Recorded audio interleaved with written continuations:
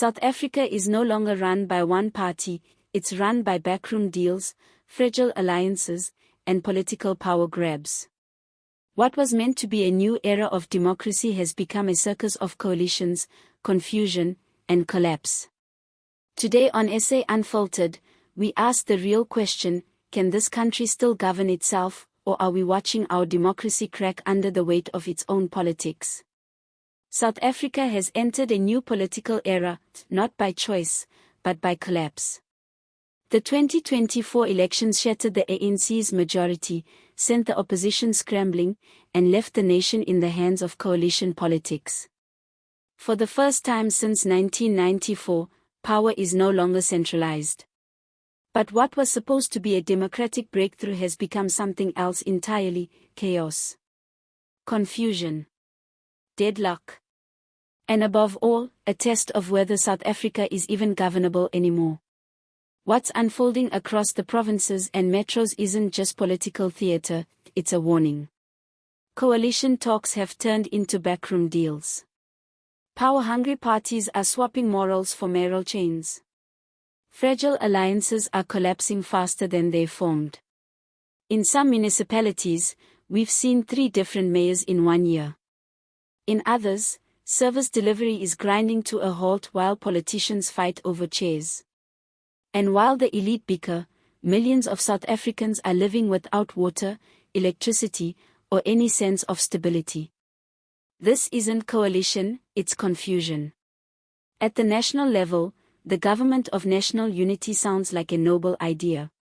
But unity on paper doesn't mean unity in practice. When parties with polar opposite ideologies are forced to share power, you don't get progress, you get paralysis. And that's exactly what we're beginning to see. Policy contradictions, delayed decisions, and rising tensions between supposed partners who don't trust each other. It's the politics of compromise with none of the commitment. The ANC says this is about collaboration. But many believe it's just about survival, clinging to power by any means necessary. The DA claims to be bringing stability. But critics say they've lost their backbone by partnering with the very system they've spent years attacking. And the smaller parties? Some are using their kingmaker status to negotiate tenders, not transformation. It's not about ideology anymore, it's about leverage. Let's be real, South Africa's political system wasn't built for coalitions. It was designed for dominant party rule. The moment that dominance collapsed, the system began to buckle. We have no legal framework for enforcing coalition agreements. No mechanisms for resolving deadlocks. No real protection from opportunism. And the voters? They've been left watching a political circus unfold, wondering if anyone remembers why they were elected in the first place. This moment isn't just about who governs, it's about how we define governance itself. What does democracy mean when leaders are installed through negotiations, not ballots? What happens when parties betray their mandates to secure positions? What kind of future are we building when political alliances are held together by convenience, not conviction? Every South African should be asking these questions, because the consequences are already visible. Service delivery in many metros has collapsed. Infrastructure projects are frozen. Budget allocations are delayed. Municipal workers are striking. Communities are burning tires, not because of ideology, but because taps are dry and refuse is piling up. And make no mistake, this crisis won't stay local. As the instability spreads upward, national governance could soon grind to a halt. Major policies, from energy reform to health care, education to economic revival, require strong, consistent leadership.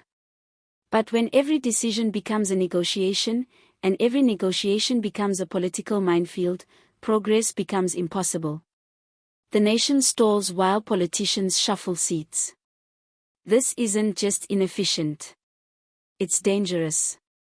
We are seeing signs of a deeper legitimacy crisis. Trust in political parties is falling.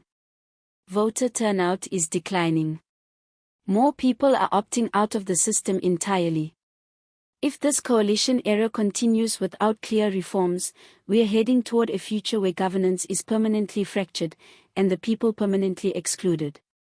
But here's the thing, this collapse also opens a door for real change, for real innovation, for a new political culture that values accountability over loyalty, delivery over ideology, and transparency over spin. But only if the public demands it.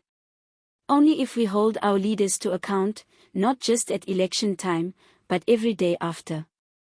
We need a new coalition culture, one that puts people before power, principles before positions, and service before strategy. That means passing laws to regulate coalition agreements. That means real consequences for parties that break their promises. That means voters refusing to support leaders who choose corruption over country. Because this moment is historic. What we do now will shape South Africa's democratic future for decades. We can either sink into permanent dysfunction or rise into a stronger, more mature democracy. But we cannot afford to stand still.